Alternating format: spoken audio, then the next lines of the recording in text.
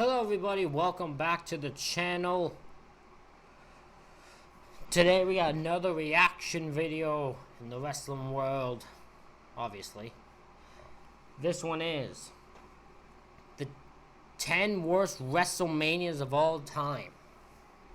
Now if you've enjoyed the last three reactions I've done and you would like some more, please hit the subscribe button so you know when I'm doing it. Get the notifications turned on. You can also hit the like button for this video. That way the video goes farther and more people see it. More people see it, bigger we grow.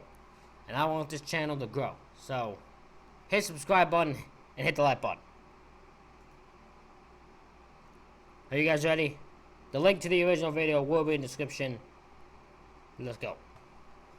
At the moment this video drops, we are halfway through WrestleMania 39 and WrestleMania 39 has passed. This was obviously an old video, but I saw it and wanted to click on it. here's some of my reactions to matches that I haven't seen yet because I'm recording this last Tuesday, but I have to pretend I have seen for the sake of this video. LOL, can't believe they put Logan Paul over Seth Rollins. Didn't happen. LOL, can't believe they put John Cena over Austin Theory. LOL, can't believe Trish turned heel and stamped on Becky Lynch's head until she died. No matter how last night went, things could always improve tonight.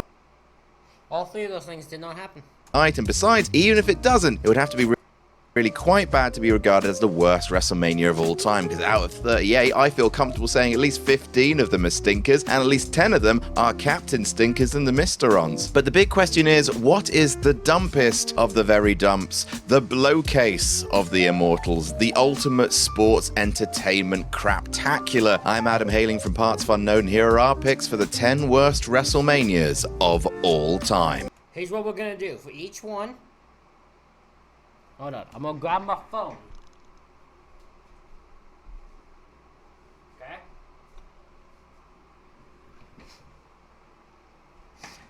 I'm gonna grab my phone.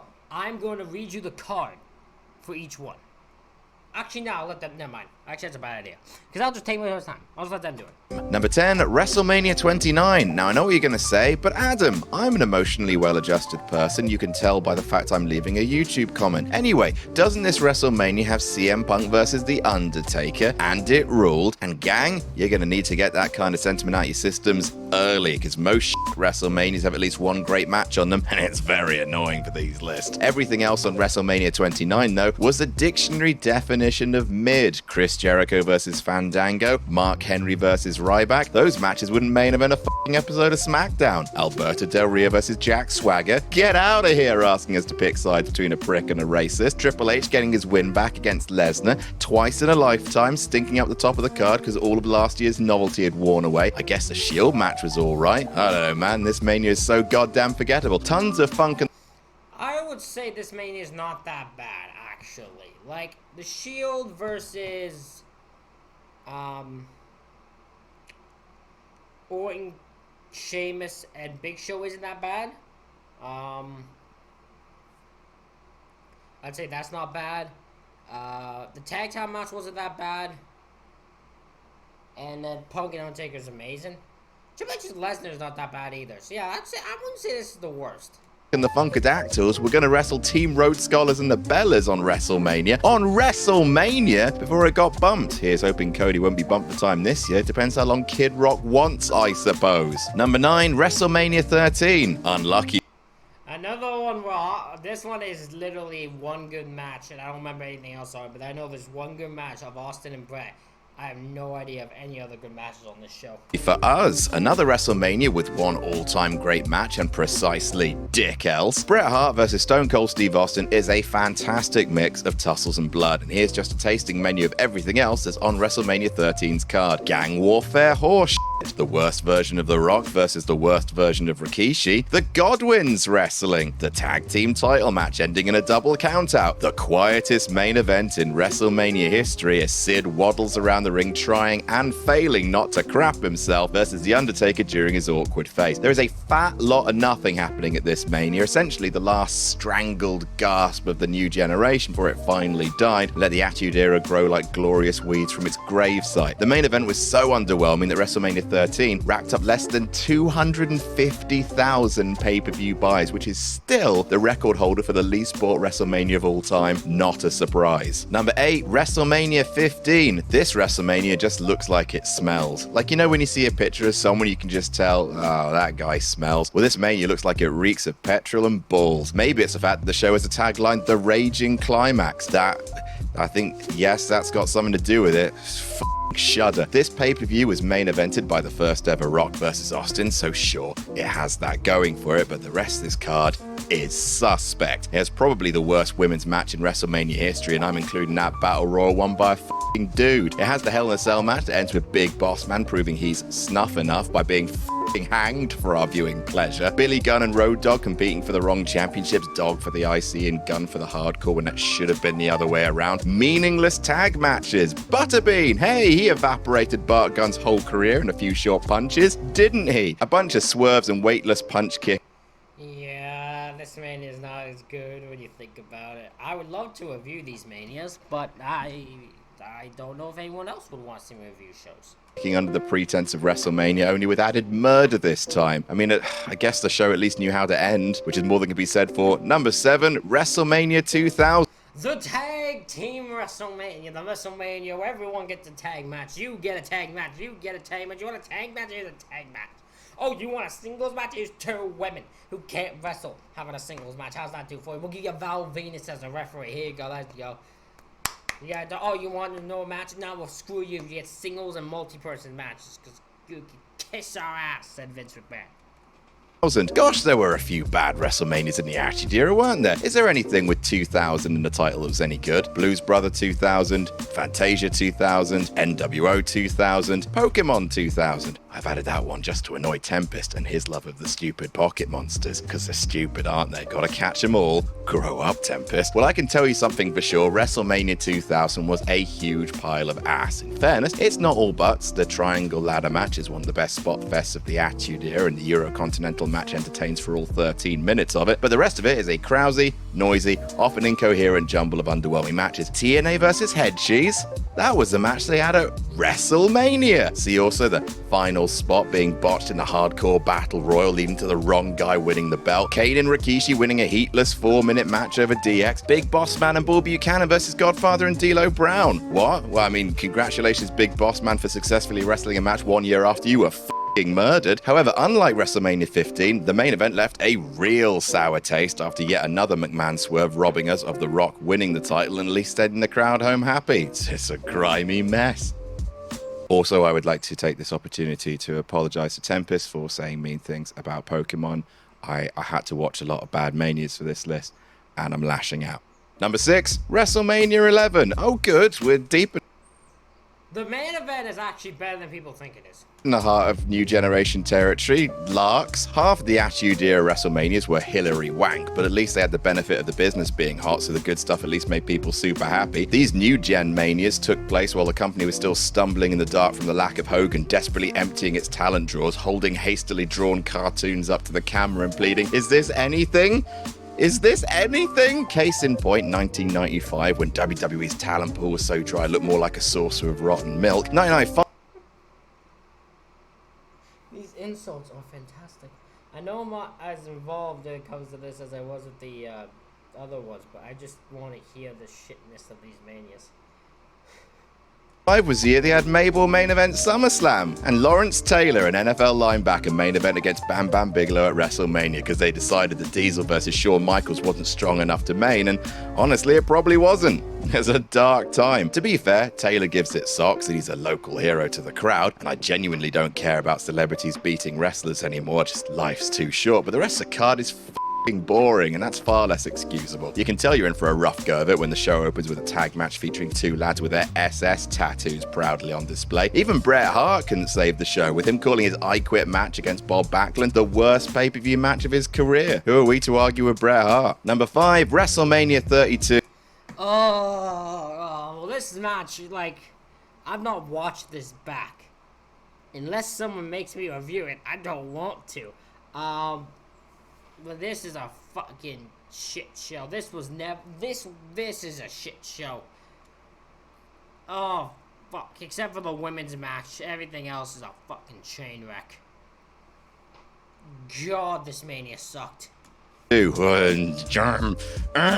mean, don't get me wrong, as a whole, work rate, pomp, stunt work, nostalgia, this event is light years ahead of any show that WWE put out in the new gen. The opening ladder match is probably better than the entirety of WrestleMania 11. But what's that thing that Vince used to say? Something about fans only remembering how a show ends? A lot of really weird decisions were made during Mania 32. Zack Ryder winning the IC title, AJ Styles losing his first Mania match, New Day losing to League of Nations in a match that stopped being for the tag titles, I think, on the day of the show or while the show was happening, Ambrose and Lesnar being a stinker, someone other than Sasha Banks winning the women's title, Shane and Taker going 30 minutes for some ungodly reason. Just jump off the thing, Shane. You're so old. I don't want to see you wrestle. But the main... You have to want to see him wrestle. He's the best professional wrestler in the world. He was Terror's fucking quarter right this year's WrestleMania, and it was fucking beautiful. I love making fun of Shane.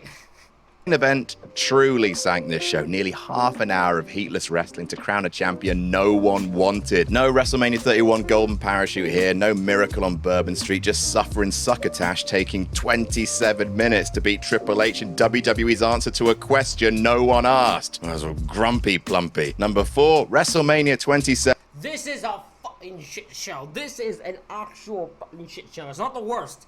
I feel like I'm trying to choose what the other 3 are gonna be. This show will kill your brain cells. Watching Jerry Lawler and Michael Cole in this show will end your life, will kill your brain cells, will make you want to... Your eyes will bleed. If you enjoyed that match, you need mental help. That match is a disgrace to wrestling. 7. Jerry Lawler versus Michael Cole is Like, it's easy to rank early WrestleManias high on this list. They are slow-paced, and WWE hadn't really worked out the kinks for how to structure their year around a supercard. WrestleMania 27 had no excuse for being this goddamn bad. They know how to do it by now. Why is it all so boring? Why did The Rock not write his promo before he came out and started doing his yabba-dabba bullshit? Why was Snooki wrestling? How many tickets did that sell? Why are the core on my screen? Go away, the core. Why did they put Cole versus Lawler over halfway through the show and subject us to half a WrestleMania with mind-meltingly annoying heel Cole commentary? Why did they feel the need to take Jerry Lawler's win away via laptop? Why did they briefly end the main event of John Cena and The Miz via countout? Why did The Rock lay the SmackDown on a laptop? Why was it main evented by John Cena and The Miz in the first place? Why any of this tedious bollocks? Why... This is a man losing his sanity. This is actually a man losing his fucking sanity. It was the only out-and-out great match on the card, half a bloody hour long. Why'd you do this, Triple H, please? Is it the most unwatchable WrestleMania? Oh, begrudgingly, no. They've got this whole production thing down, but it's probably the most needlessly annoying WrestleMania of all time. That has to count for something. Number 3, WrestleMania 9. Well... How? I want to know what tops this. I want to know what tops... This is a shit show. This is shit. This is pure shit. I want to know what tops these. I'm actually curious now. This is my number 1. I was wrong. This is the most annoying. I don't even know where to start. This WrestleMania took place in a car park. It was doomed from the start. Like, the show wasn't the absolute worst between the ropes. The Steiners, that match was good. HBK was good until a count-out finish. Bobby Heenan rode in on a camel. It's not nothing, but so much hatred is poured on this show because it's seen as the poster child and the starting point of the worst period in WWE history, the new gen era, and all the terrible things that came to define that era are on display here. Bunch of cartoony nonsense. Case in point, Giant Gonzalez versus Undertaker. Screwy finishes that put over no one and make no sense. Case in point, the end of the tag title match. Replacing the steroid guys they weren't allowed to use anymore with overweight guys who couldn't really go. Case in point, Bret Hart versus Yokozuna. And having no major stars left and being unable or unwilling to make new ones. Case in point, Hulk Hogan emerging after Bret lost his WWE Championship. Yokozuna challenging Hogan and putting the belt on the line for no reason. And then the show, 1 year on from Hogan's farewell match at WrestleMania 8, let us forget, ending with Hulk Hogan, WWE Champion. It's a show. I hate this list. Number 2, WrestleMania 2. This show is... This show was a bad idea. I still say 9's way worse than that. Torture to watch, and that's not just Maybe this is because I've never watched it fully. I almost feel like I should do a WrestleMania. I want you guys' opinion on this. Should I do a review of every WrestleMania? Every single WrestleMania. From first to the most recent one. Should I do every single WrestleMania? Let me know what you think. To modern sensibilities thing. Compare WrestleMania 2 and WrestleMania 3 just 1 year later. They're like night and day. The best match on this 12 match card is the tag match between the British Bulldogs and the Dream Team, and that achieves the lofty heights of fine, with a very funny post-match interview from Ozzy Osbourne dressed like Tracy from HR. It's always a good sign when the first match of the night, Don Morocco versus Paul Orndorff, ends with bullshit chants. It is a long, weird night of underwhelming matches. It gets real boring real quick, but hey, at least we get to watch it properly. Spare a thought for the live crowd. See, Mania 2 took place in 3 separate arenas across the country, one in LA, one in New York, one in Chicago. So WWE cut the card up into 3/3. Each arena would get their 4 matches and have to watch the rest of the show on monitors above their heads. Thanks for the money, you f***ing idiots. Each city got to have an air quotes main match, but when those are a boring boxing match between Piper and Mr. T, a boring battle royal between NFL guys versus WWE guys, and a boring cage match with Hogan killing King Kong Bundy over and over again, it starts to feel even more like a rip-off. And number 1, WrestleMania 4. This haunted card. I think a lot of people tend to remember this show fondly because they just remember it for being the Mania where Macho Man Randy Savage won his first WWE Championship, beating Ted DiBiase in the tournament final to crown a new champion. They tend to look at that shot of Miss Elizabeth on Macho's shoulder and smile, glossing over the other, and this made me do a spit take, the other 15 matches on the card.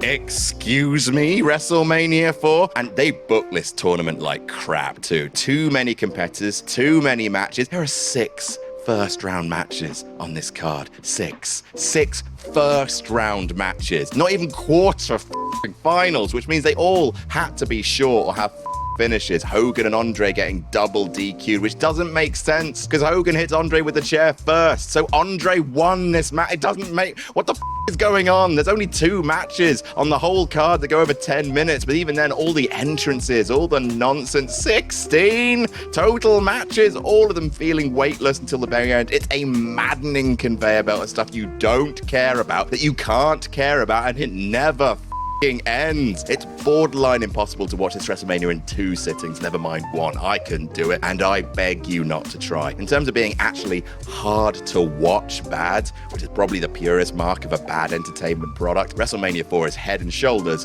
the worst WrestleMania of all time.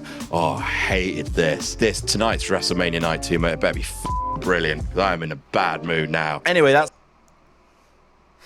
Jesus Christ, he did not like that Mania, Lord of Hell.